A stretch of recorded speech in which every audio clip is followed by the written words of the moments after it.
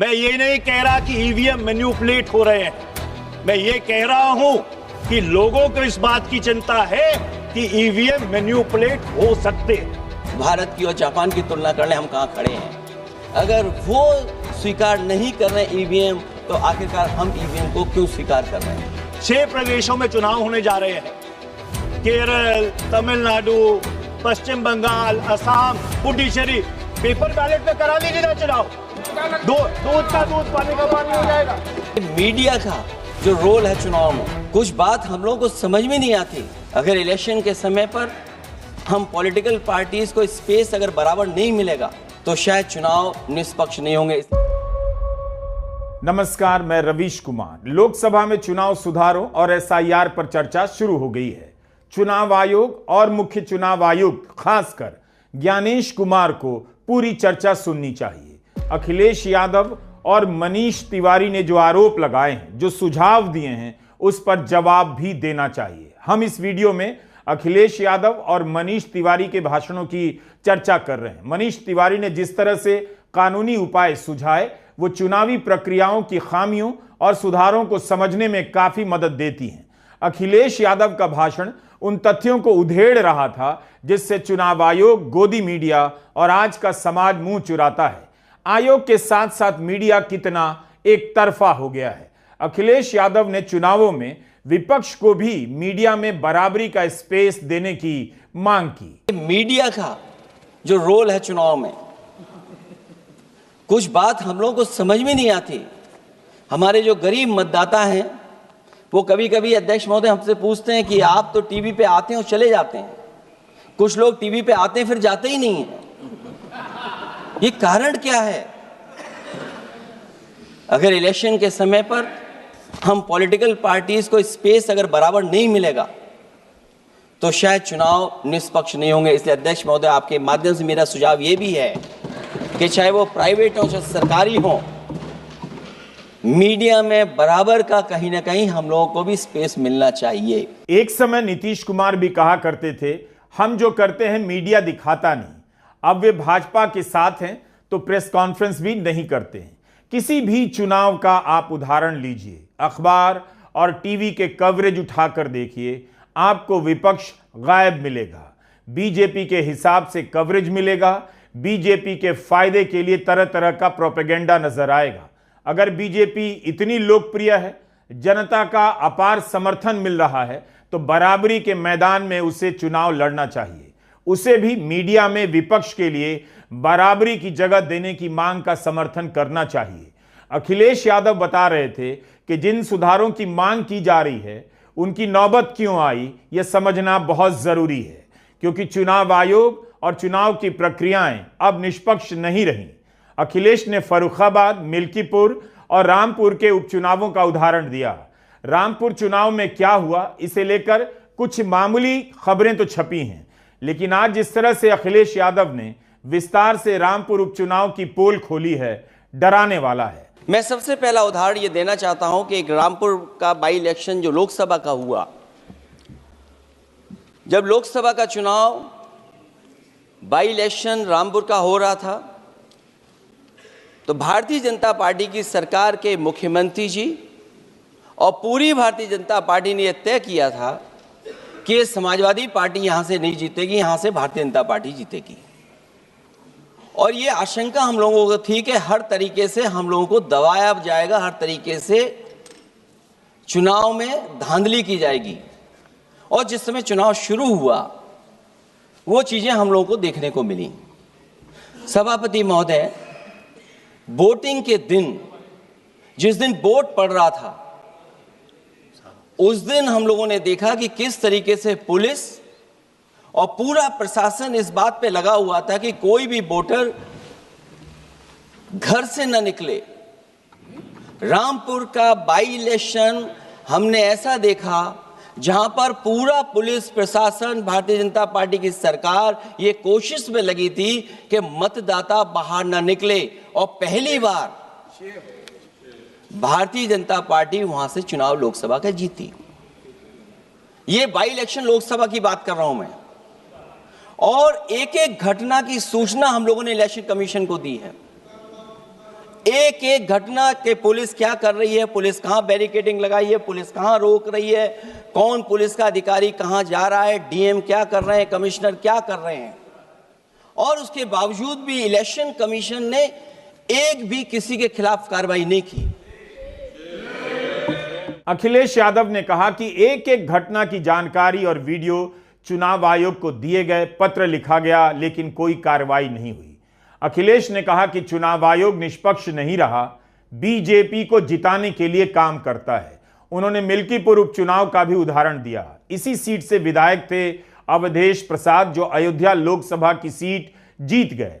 अखिलेश ने विस्तार से बताया कि यह सब पहले से तय किया गया कि किस अधिकारी की नियुक्ति मिल्कीपुर में करनी है, किसे पीठासीन अधिकारी बनाना है, ताकि किसी भी हालत में बीजेपी ही जीते। वहां की सरकार ने मिलकर के किस अधिकारी को पोस्ट करना है, किसको प्रिसाइडिंग ऑफिसर बनाना है, और हम लोगों ने रंगे हाथ पकड़ा लोगों को। एक व्यक्ति को पकड़ा, वो 6 वोट के डाल के आ रहे थे। एक व्यक्ति को पकड़ा जो दूसरी विधानसभा से थे। एक मंत्री जी भाग गए जो हजारों लोगों को लेकर के उस विधानसभा में आए हुए थे। तो ये बातें मैं इसलिए बता रहा हूं कि अगर हमें रिफॉर्म करना है तो रिफॉर्म तभी संभव है जब हमारा इलेक्शन कमीशन निष्पक्ष होगा। चुनाव आयोग को निम्नलिखित बातों का सुधार करना ही होगा। अध्यक्ष महोदय, चंडीगढ़ में कैमरे के सामने की चोरी पर, बंदूक तानकर वोटरों को वोट डालने से रोकने पर, उपचुनाव में चुन चुनकर एक अधिकारी पोस्ट करने पर, जीतने के बाद भी सर्टिफिकेट बदल देने पर, चुनाव आयोग को हमारे द्वारा दिए गए हजारों एफिडेविट्स प्राप्त न होने की झूठी बात पर, जबकि हमारे पास जमा करने की रसीद है, वॉशिंग मशीन फार्मूले पर जिसमें एक दिन पहले का भ्रष्टाचारी अगले दिन भद्राचारी हो जाता है और ऊंचे पद पर बैठा दिया जाता है, सत्ताधारियों के पैसे बांटने पर पकड़े जाने पर, सिद्धांतहीन राजनीति पर भी होना चाहिए, चुन चुनकर पीडीए के वोट काटने पर भी होना चाहिए, नकली वोटर से वोट डलवाने पर भी, नकली आधार कार्ड बनाकर चुनावी खेल करने पर, एक वोटर के द्वारा कोई वोट डालने पर, चुनाव के दौरान योजना चलाकर घूस देने पर। अखिलेश यादव के भाषण में चुनावी प्रक्रियाओं में गैर बराबरी का जिक्र रहा। उन्होंने कई उदाहरणों से बताया कि अब चुनाव बराबरी के मैदान में नहीं होता है। अगर चुनाव निष्पक्ष ना हो, चुनाव आयोग और प्रशासन किसी एक पार्टी की तरफ झुक जाए और ज्यादातर चंदे किसी एक पार्टी को मिले, तो मैदान बराबरी का नहीं रह जाता। अखिलेश ने कहा कि गैर बराबरी भारत के लोकतंत्र को, चुनावी प्रक्रिया को नुकसान पहुंचा रही है और एक तरफा बनाती जा रही है। उन्होंने इलेक्टोरल बॉन्ड का मसला उठाया। आपने भी देखा होगा, फरवरी 2024 में मोदी सरकार एक फैसला लेती है। उस फैसले से टाटा समूह की 2 कंपनियों को 44,000 करोड़ की सब्सिडी का लाभ मिलता है और उसी समूह की बनाई हुई एक संस्था कुछ हफ्ते बाद बीजेपी को 758 करोड़ का चंदा देती है। इस तरह से अगर होगा, एक ही पार्टी को 700 करोड़ का चंदा मिलेगा, तो भारत में एक ही पार्टी चुनाव लड़ने लायक रह जाएगी। इधर एक नई चीज है, नया जमाना है, तो नई चीज है सोशल मीडिया। पहली बार देखने को मिल रहा है कि जहां पर इमेज बनाने के लिए पैसा नहीं खर्च किया जा रहा, अध्यक्ष महोदय, दूसरे की इमेज कैसे खराब की जाए उसके लिए पैसा खर्च किया जाता है। जो नकारात्मक जितना कैंपेन है, मैं अध्यक्ष महोदय दावे के साथ कह सकता हूं, हमारे पास कोई एजेंसी नहीं है, कोई सोशल मीडिया टीम नहीं है जो हम नेगेटिव कैंपेन रन कराते हो।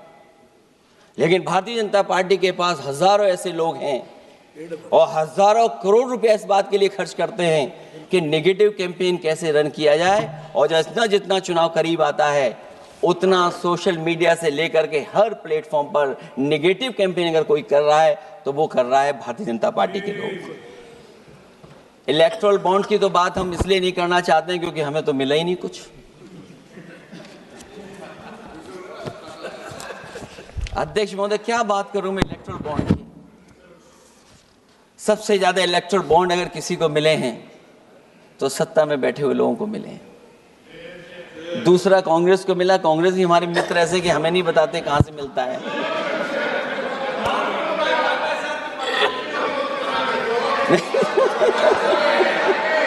अध्यक्ष महोदय, सबसे ज्यादा चुनावी खर्चा इनके पास, दूसरा खर्चा इनके पास। हम लोगों का भी तो कोई ख्याल रखे अध्यक्ष महोदय। वो आप बता देना। तो ये जो इलेक्ट्रॉन बॉन्ड वाला जो खेल है अध्यक्ष महोदय, ये तो दिखाई देने वाला खेल है। उसमें सोचिए कहां हम लोग टिकेंगे, कहां रीजनल पार्टीज टिकेंगी। इसलिए अगर ये तरीका चुनाव होगा, खर्चा कैसे कम हो, इस पे भी इलेक्शन कमीशन को सोचना चाहिए कि ये खर्चा कैसे कम किया जाए। अखिलेश यादव ने कहा कि अगर चुनाव निष्पक्ष हो जाए तो 2027 में यूपी में बीजेपी एक भी सीट नहीं जीत पाएगी। उन्होंने बैलेट पेपर से चुनाव कराने की मांग की। कांग्रेस सांसद मनीष तिवारी के तमाम सुझावों का समर्थन किया। कहा कि मनीष तिवारी ने बैलेट पेपर से चुनाव कराने की मांग की है। कांग्रेस देर से जागी है, लेकिन यही सही रास्ता है। भारत की और जापान की तुलना करने हम कहां खड़े हैं। अगर वो संपन्न देश जो टेक्नोलॉजी में हमसे कई गुना आगे हैं, अगर वो स्वीकार नहीं कर रहे ईवीएम, तो आखिरकार हम ईवीएम को क्यों स्वीकार कर रहे हैं। अगर उन देशों में लोकतंत्र है और बैलेट से वोट पड़ रहा है, तो यहाँ पर भी बैलेट से वोट पड़ना चाहिए। और जो मेरी जानकारी जहाँ तक पहुँचती और जानकारी है मुझे, वो जानकारी ये कहती है कि जर्मनी में अगर आप ईवीएम से वोट डालेंगे तो वो अनकॉन्स्टिट्यूशनल माना जाएगा। सोचो, जर्मनी जैसा देश बैलेट पेपर से वोट डलवा रहा है, तो आखिर भारत जैसा देश हम बैलेट पे क्यों नहीं जा रहे हैं। अखिलेश यादव से पहले मनीष तिवारी का भाषण रहा। उनका भाषण चुनाव सुधारों की दिशा में रास्ता बताने वाला रहा। तिवारी ने ऐसा कुछ नहीं कहा जिसे अभी और तुरंत करना संभव ना हो। सवाल है, क्या चुनाव आयोग या मोदी सरकार प्रयोग के तौर पर भी करने का साहस कर पाएगी। मनीष तिवारी ने एसआईआर को चुनौती दी, चुनाव आयुक्तों की नियुक्ति में सुधार के उपाय बताए, चुनाव से पहले सरकारी पैसे बांटने पर भी सवाल उठाए और कानूनी रास्ता बताया कि इसे अब रोका जाना चाहिए। उन्होंने कहा कि मतदान बैलेट पेपर से होना चाहिए या फिर 100% वीवीपैट की पर्ची गिनी जाए। मैं ये नहीं कह रहा कि ईवीएम मैन्युपुलेट हो रहे हैं, मैं ये कह रहा हूं कि लोगों को इस बात की चिंता है कि ईवीएम मैन्युपुलेट हो सकते, और जब आवाम का भरोसा लोकतंत्र में टूटता है तो अराजकता फैलती है। अध्यक्ष जी, अराजकता फैलती है, और इसलिए यह बहुत जरूरी है। मैंने सदन में सवाल पूछा था, किरण रिजिजू जी यहां पे है नहीं, उस समय वो कानून मंत्री थे 25 मार्च 2002 को। मैंने ये पूछा था इस सदन में, आप आसन पे थे अध्यक्ष जी, कि ये ईवीएम का सोर्स कोड किसके पास है। ये ईवीएम का जो सोर्स कोड है, ये क्या उन कंपनियों के पास है जो ईवीएम बनाती हैं, कि ये चुनाव आयोग के पास है। Who has the source code of these EVMs? I did not receive an answer that day. I have not received an answer till now.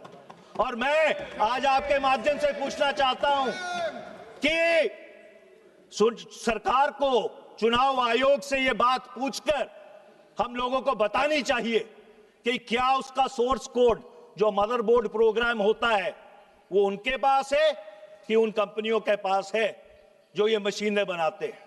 Congress सांसद मनीष तिवारी ने कहा कि कई देश मशीन से मतदान कराते थे, मगर वे भी बैलेट पेपर की तरफ लौटे। अगले कुछ महीनों में 6 राज्यों में चुनाव होने जा रहे हैं।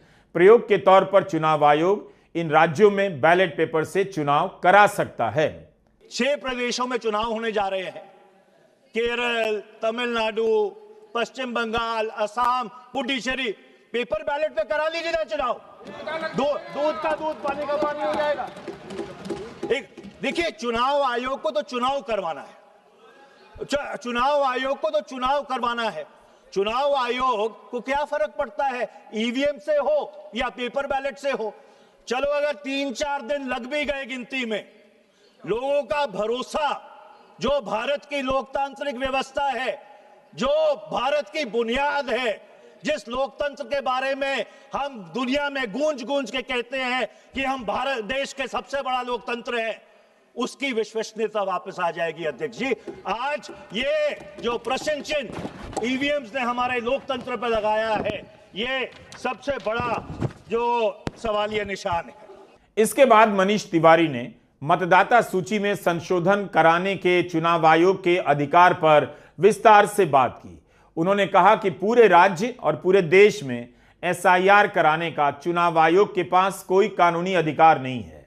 चुनाव आयोग से पूछा जाना चाहिए कि उसके पास किस तरह की शिकायतें आई थीं और किस तरह की जांच हुई, जिसके बाद चुनाव आयोग ने एसआईआर का फैसला खास राज्यों में और अब पूरे देश में कराने का फैसला लिया है।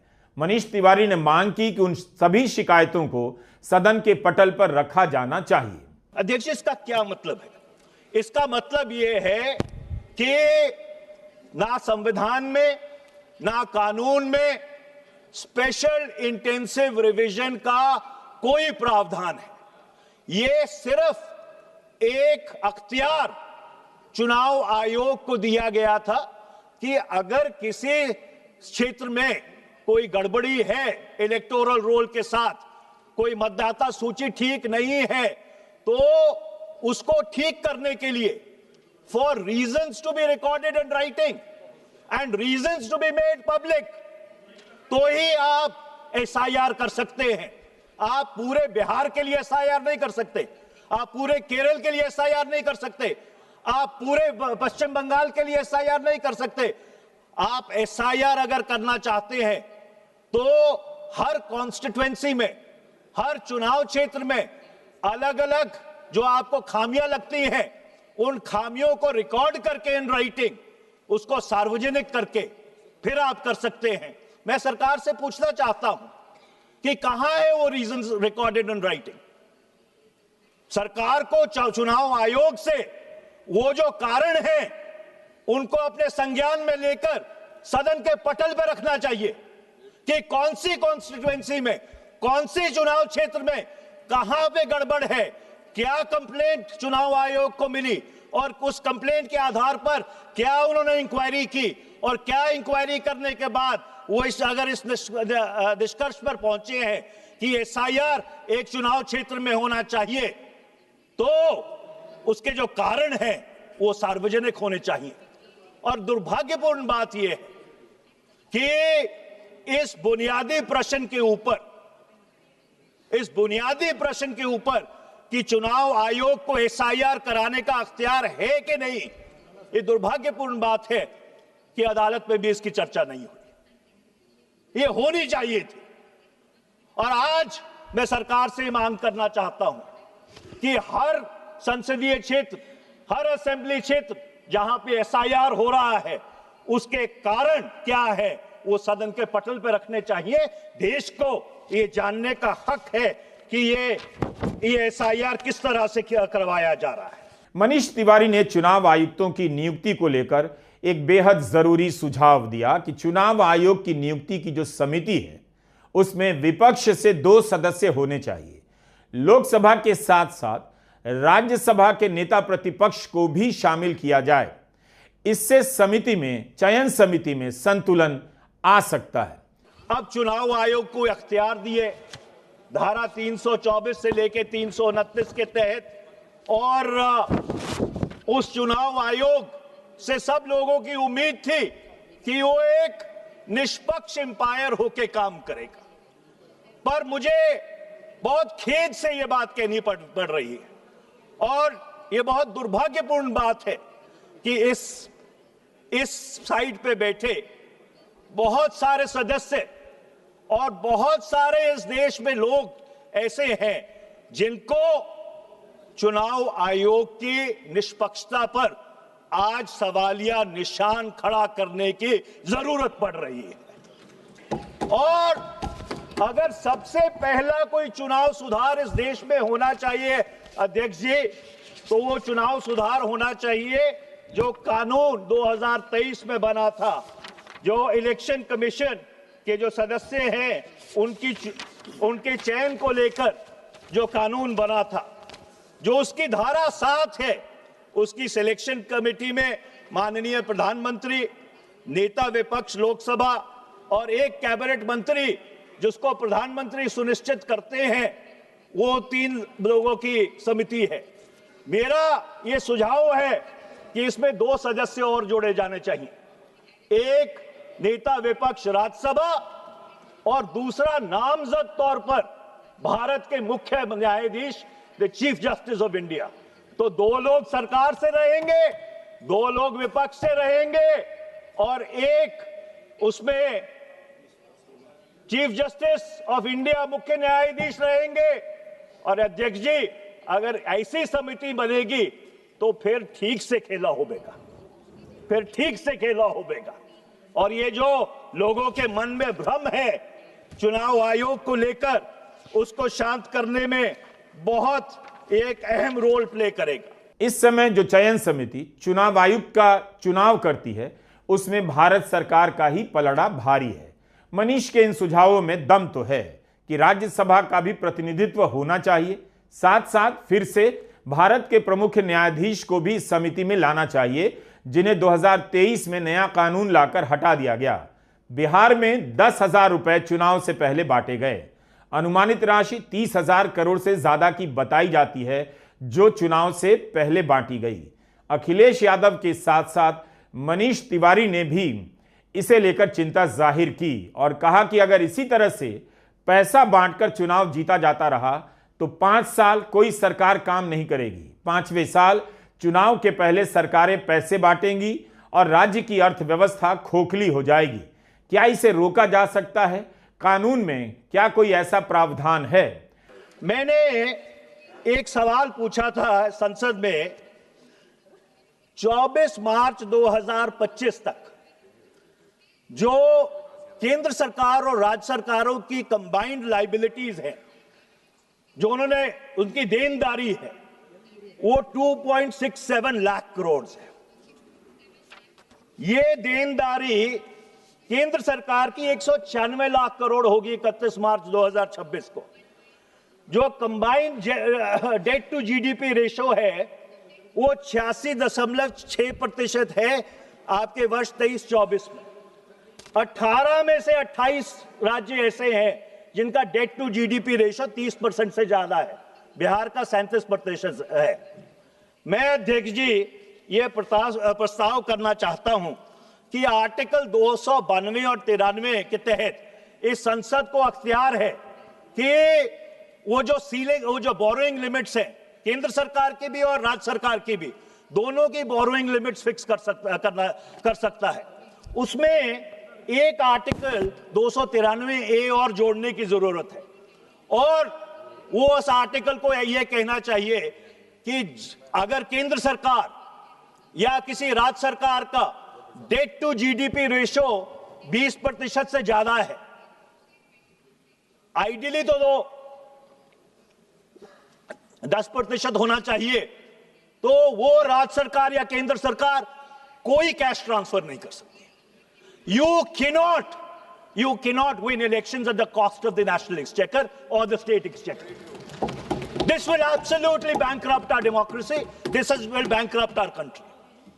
ये एक बहुत अहम प्रस्ताव है जिसको बहुत गंभीरता से इस सदन को अपने संज्ञान में लेना चाहिए। नहीं तो अध्यक्ष जी कोई राज्य सरकार बदलेगी नहीं कि चुनाव आया, किसने 20,000, किसने 15,000, किसने 35,000 रुपया लोगों के खातों में डाल दिया और दोबारा आप चुन के आ गए। और जो आपके सूबे का कर्जा है वो और ऊपर चढ़ता जा रहा है। कई सूबे तो इस देश में ऐसे हैं जो इंटरेस्ट को सर्विस करने के लिए, ब्याज को सर्विस करने के लिए, ब्याज चुकाने के लिए कर्जा लेते हैं। ये किस तरह का मुल्क बनाने जा रहे हैं हम लोग? और ये चुनाव जीतना, सरकार बनाना, this is not an end in self. हमसे पहले बहुत लोग आए, हमसे बाद में बहुत लोग आएंगे, पर अगर ये देश बचेगा, इसका लोकतंत्र बचेगा, तो ही आने वाली पीढ़ियां ये कहेंगी कि हमारे पूर्वज जो थे वो हमको एक धरोहर सौंप के गए हैं। मनीष तिवारी अपने भाषण में काफी स्पष्ट थे। उन्होंने कहा कि एसआईआर अभी ही बंद कर देनी चाहिए, कैश ट्रांसफर बंद कर देना चाहिए और चुनाव आयोग की नियुक्ति में संतुलन लाना चाहिए, ताकि भारत की जनता का विश्वास लोकतंत्र और उसकी प्रक्रियाओं में बना रहे। हम आज अलग अलग भाषणों पर कई वीडियो बनाएंगे, उम्मीद है आप सभी देखेंगे। चुनाव सुधारों में आपकी भागीदारी बहुत जरूरी है। इन बातों को जानिए, आपस में बात कीजिए, अंकिलों को जवाब दीजिए और सरकार से सवाल पूछिए। नमस्कार, मैं रवीश कुमार।